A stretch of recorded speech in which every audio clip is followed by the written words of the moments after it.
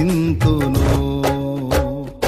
అతి పరిశుద్ధుడా స్తుతి నైవేద్యము నీకే అర్పించి కీర్తింతును.